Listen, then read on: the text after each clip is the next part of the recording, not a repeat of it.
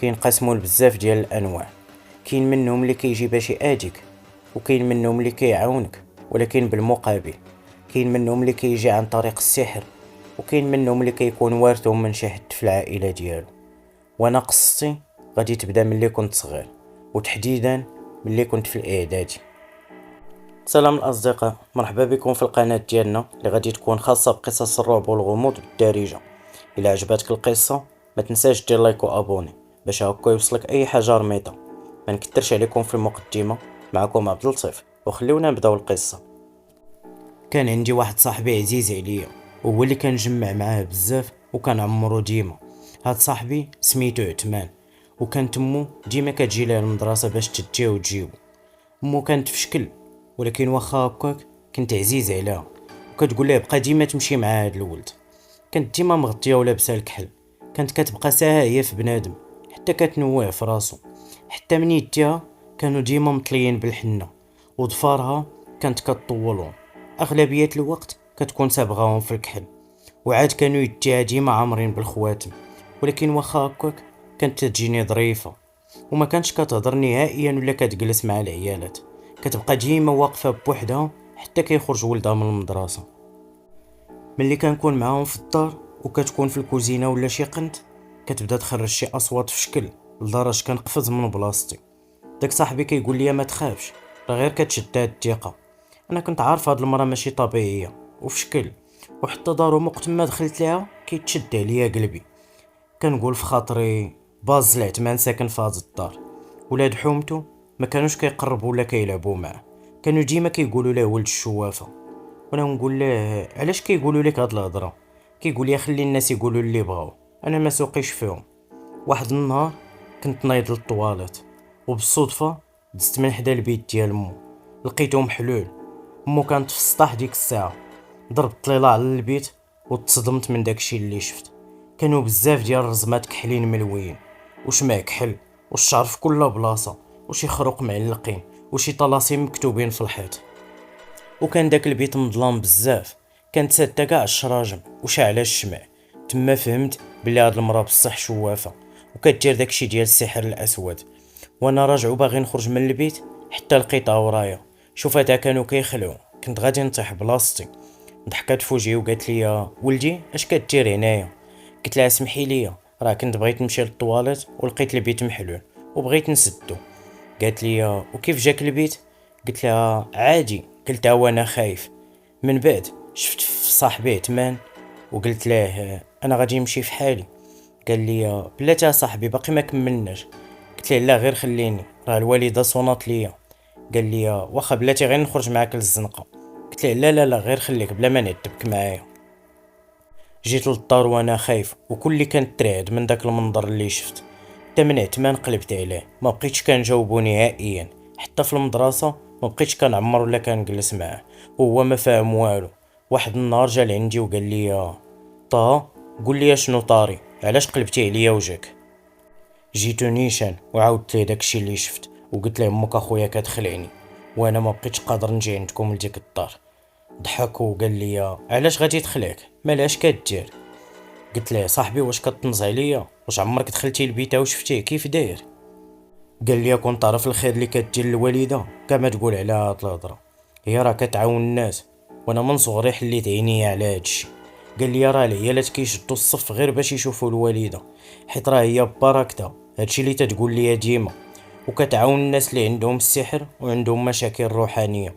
وباش تعرفها كتبغيك وعزيز عليها، راه من نهار غبرتي وهي كتسول عليك، وكتقول لي مال صاحبك ما بقاش كيجي عندك، واليوم راها عارضه عليك. قلت له كيفاش عارضه عليا؟ انا ما غنمشيش. قال لي بزز منك غادي تمشي، ياك انا صاحبك وعزيز عليك وما دوزناش قليل، خاصك تمشي معايا. فكرت مع راسي وقلت يمكن غير ظلمت هذيك المرة. قلت له صافي واخا نشوفك في العشيه. كانت عندنا داك النهار عشيه خاويه. قلت له غادي نمشي للدار نتغدى نبدل حوايجي ونجي لعندكم. قال لي واخا، المهم راه حنا عندنا الليله مع السبعه غادي تبدا. قلت له اش من الليله؟ قال لي الليله اللي كدير الوالده ديما. ما فهمت والو، ولكن قلت له صافي كون هاني السبعه نكون عندكم. يعني مشيت للدار، دوشت، بدلت حوايجي، كليت وخرجت عند عثمان. ملي وصلت تصدمت من قوة العيالات اللي لقيت تماك، وحتى الرجال كل واحد واشنو كيدير. بقيت كنقلب على صاحبي حتى بان ليا، قال لي مرحبا بك وجرني التاني عند مو.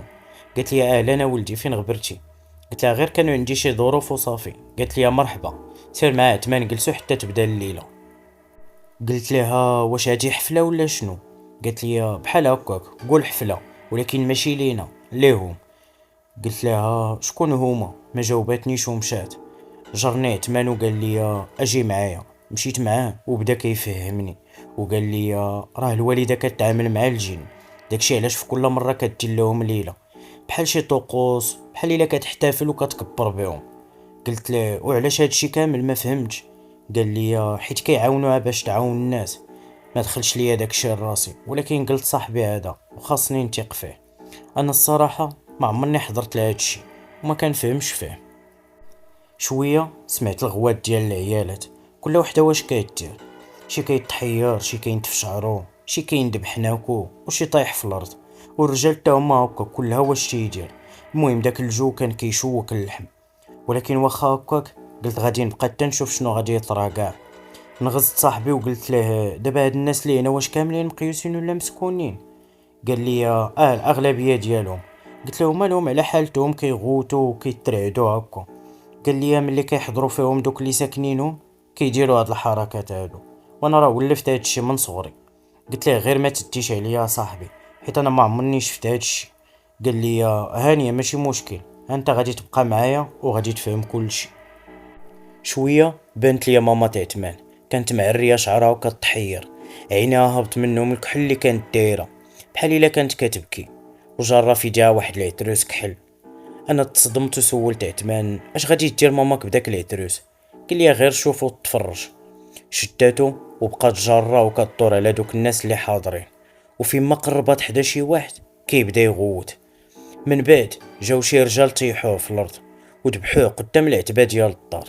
بقيت كنقول ويلي اش هاد الكارثه كيديروا. الغريب في الامر هو شفتهم ذبحوه وما سماوش عليه قبل، وهي كتقول هادي ليكم اسيادي، والناس كيزيدوا يغوتوا.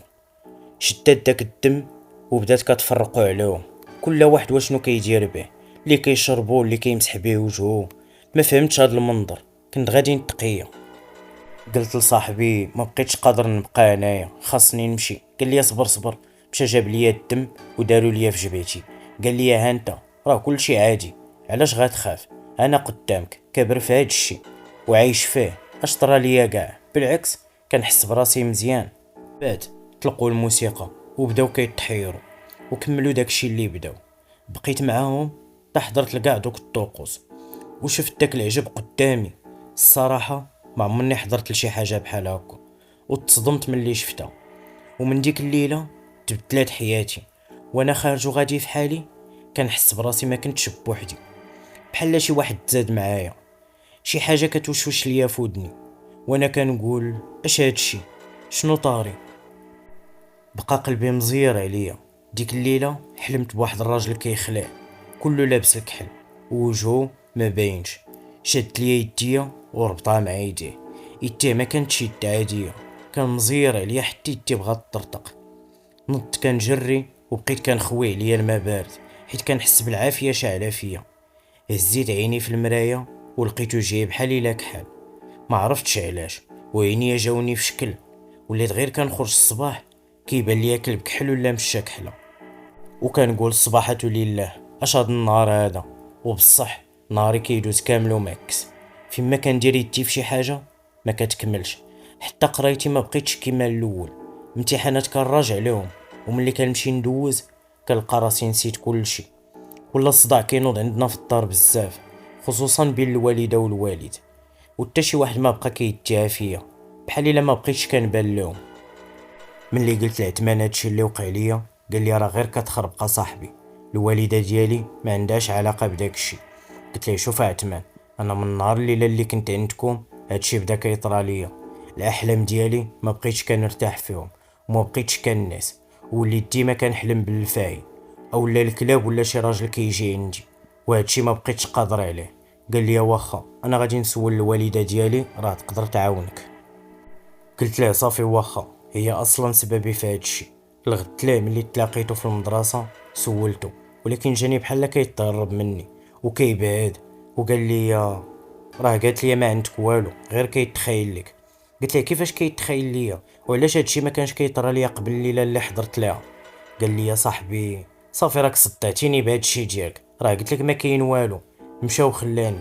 اول مره كيديرها حسيت به بصح باغي يبعد مني بحال الا محرشاتو ولا شي حاجه بحال هكا.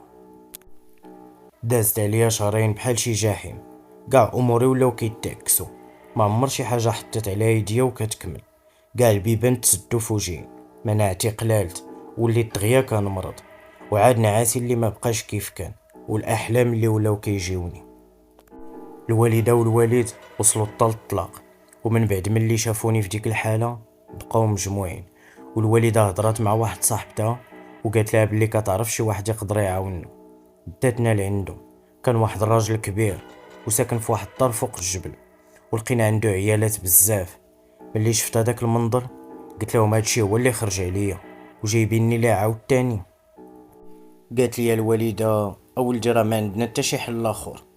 دخلت لعندو وجلست قدامه وقال لي اش داك اولدي تحضر لشي ليله وانت ما بينك وبينهم غير الخير والاحسان؟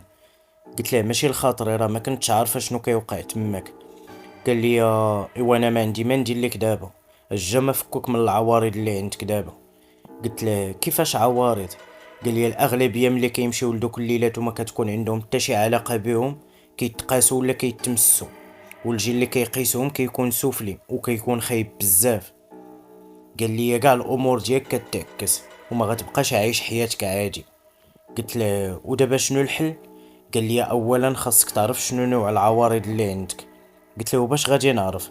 قال لي يا اما في الاحلام ديالك يا اما غادي ترجع عند ديك المراه حيت هي سببك في هادشي، اما انا ولدي ما عندي ما ندير لك. خليت الوالده مشات للدار وقلت الله حتى نمشي عند ماما تعتمان، كانت سميتها راضيه. دخلت نيشان للدار ما دقيت ما والو، لقيتها قاعده مع واحد المراه ما عرفت شنو كدير لها. تسنيتها حتى خرجت ودخلت لعندها. قالت لي اش جابك لهنا؟ قلت لها شوفي انت اللي وحلتيني وانت اللي غادي تفكيني، انا ما خارج من هنا حتى تعاونيني ولا تلقاي ليا شي حل، راه من ورا الليله ديالك طرا ليا هادشي. شافت التعيات وهي تقول لي كاين حل واحد، العوارض ديالك من الكحل، خاصك تطلع المحكمه ديال الجن الا بغيتي تفك منهم. قلت لها اش كتخربقي اش من محكمه؟ قالت لي المهم هذا هو الحل الوحيد اللي قدامك. بقيت كنضحك عليها وخرجت من البيت. تلاقيت عثمان قال لي شنو جيتي دير هنايا؟ مشيت وخليته ما جاوبتوش. خرجت من الدار والنفس ما قادرش نطلعها حيت كنت كنتخنق بزاف في ديك الدار. مشيت لدارنا وبقيت كنعاني، داكشي كاع ما بغا يبعد مني، عاد ما كيزيد. قلبت على ديك المحكمة ديال الجن اللي قالت لي راضية، لقيتها في النواحي ديال مدينتي جبال الأطلس، وسميتها شمهاروش، بلاصة مشهورة بزاف وهي أكبر محكمة ديال الجن. كل واحد وشنو كيقول عليها، شي كيحضرك باش ما تقربش ليها، وشي كيقول لك راه فيها نصابة، وشي كيقول راه مشينا لها حيت كانوا عندهم عوارض.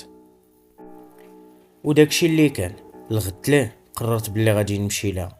جمعت السكادو ديالي فيه كاع داكشي اللي غادي نحتاج، وخديت شي بركه ديال الفلوس من عند الوالده. عيات معايا باش تمشي معايا وما خليتهاش. ديك الساعه كان في عمري 15 عام.